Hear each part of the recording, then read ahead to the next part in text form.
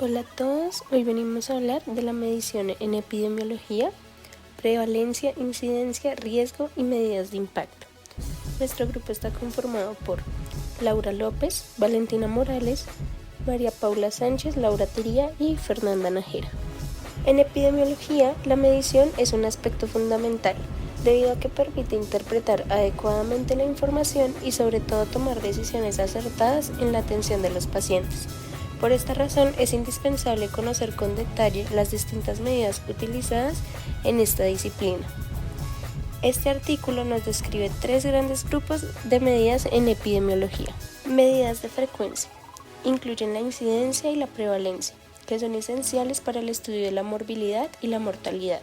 Estas medidas son clave en la epidemiología descriptiva, ya que nos permiten analizar cómo se distribuye la enfermedad en la población, especialmente según persona, lugar y tiempo.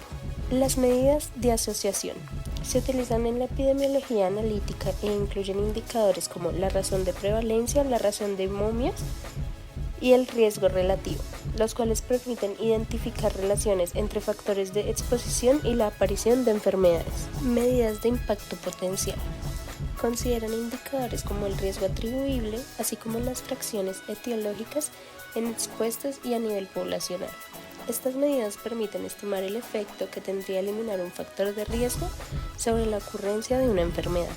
La figura 1, llamada tiempo persona de una cohorte de 6 individuos.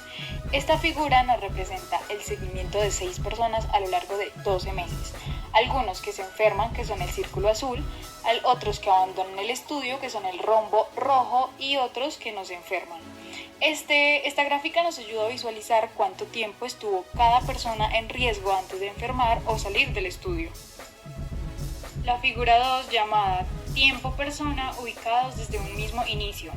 En esta gráfica nos muestra la misma cohorte de 6 personas, pero alineándolos a todos como si empezaran al mismo tiempo. Esto facilita el cálculo del tiempo total de exposición, que es clave para obtener la densidad de incidencia. Así se suman los meses en que cada individuo estuvo en seguimiento.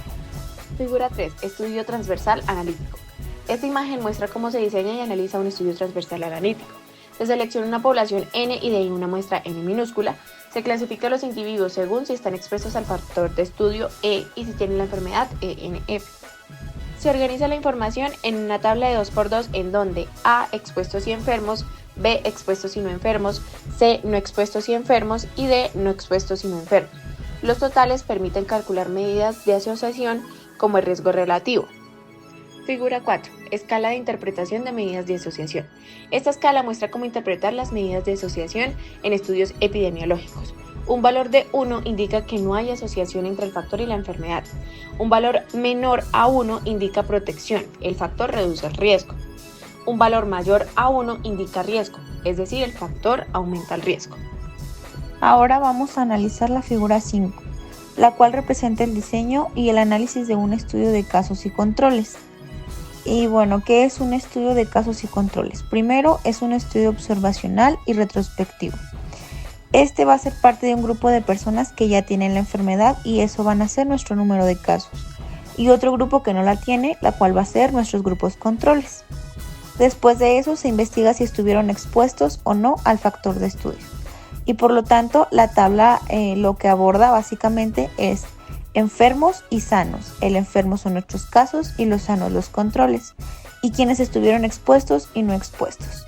Y por lo tanto, A va a representar casos que estuvieron expuestos, B, controles expuestos, C, casos no expuestos y D, controles no expuestos. De esta manera se calculan los monomios de la exposición en enfermos y sanos. ¿Y cómo los vamos a calcular? Se van a calcular bajo la fórmula RM, que va a ser igual a A, el cual nos representa los casos que estuvieron expuestos, por D, que nos representa controles no expuestos, sobre B, que son los controles expuestos, por C, que son los casos no expuestos.